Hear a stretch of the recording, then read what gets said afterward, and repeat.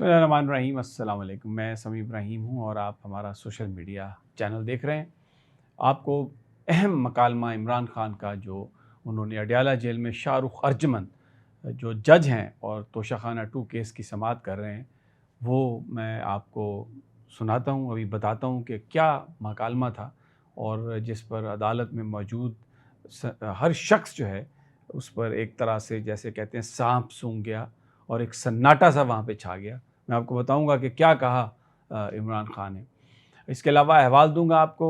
आरिफ अलवी से मुलाकात हुई है मौलाना फजलुर रहमान की, सलमान अकरम राजा भी उसमें शरीक थे और जो ये आइनी तरमीम है इस पर बात हुई है। मुलाकात के बाद मौलाना फजलुर रहमान साबिक़ सदर आरिफ अलवी को उनकी गाड़ी तक छोड़ने आए अपने घर के बाहर, which is a very rare gesture.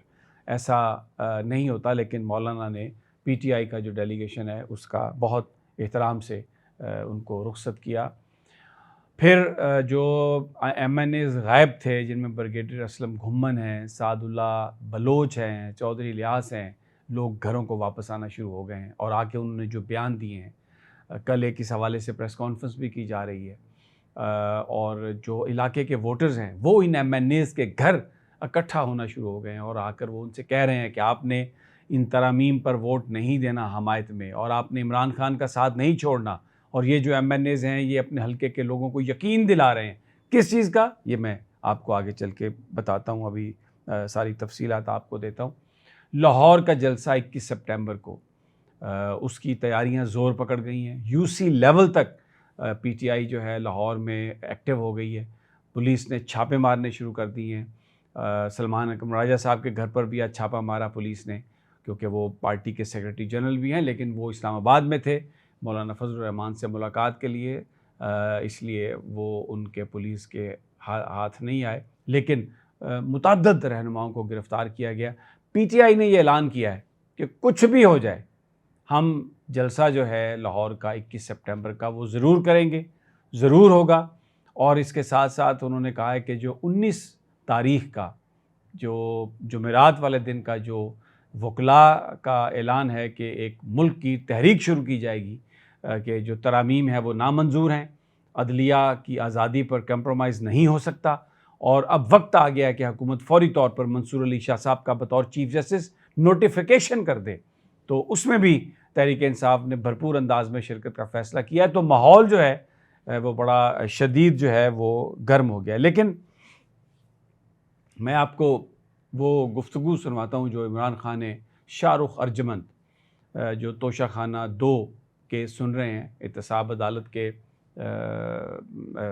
का ये तोशाखाना 2 का जो केस था उसको वो सुन रहे हैं अब, क्योंकि ये दे दिया गया है, FIA के पास चला गया है, अब नैब की दस्तरस में नहीं रहा, चेंज हो गए। सेंट्रल जो जज थे उन्होंने अपनी ट्रांसफ़र करा ली। उन्होंने कहा कि नहीं, मैं ये केस सुनने के लिए तैयार नहीं हूँ। इससे पहले हुमायूं दिलावर के पास ये केस गया था, उसने भी सुनने से इनकार कर दिया। हालांकि हुमायूं दिलावर वो शख्स है जिसने जो इमरान खान साहब के हवाले से पहले फ़ैसले उनके ख़िलाफ़ दिए हुए हैं।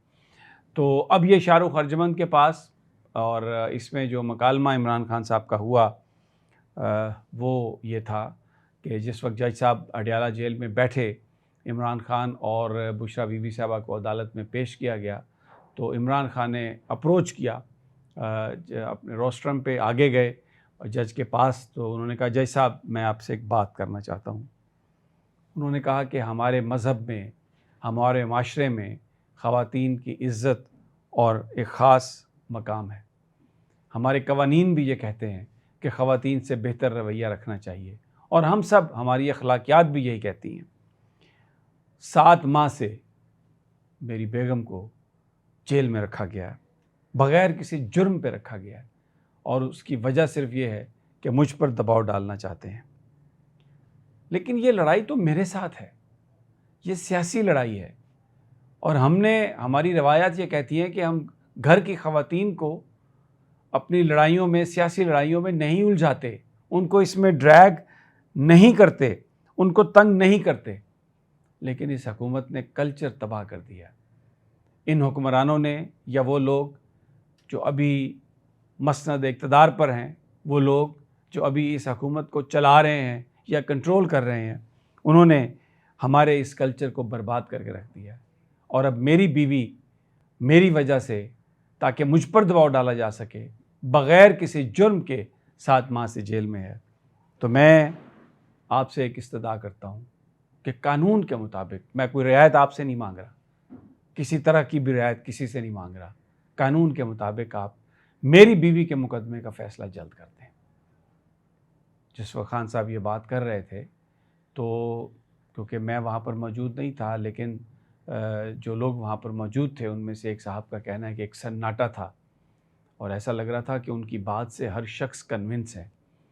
شاہ رخ ارجمند کو میں نے دیکھا ہے ان کی یہاں پر باہر عدالت میں، وہ بڑے غور سے جو بندہ بات کر رہا ہو اس کو دیکھتے ہیں، اپنا ریئیکشن نہیں دیتے۔ لیکن ماضی میں انہوں نے مقدمہ سنا، عدت میں نکاح کیس جو تھا پورا سنتے رہے اور اس سے پہلے جب کہا گیا ان کو کہ آپ ریکیوز کریں تو انہوں نے کہا کہ نہیں میں سنوں گا، لیکن اینڈ پہ آ کے جب فیصلہ کرنا تھا تو انہوں نے اپنے آپ کو اس سے ریکیوز کیا۔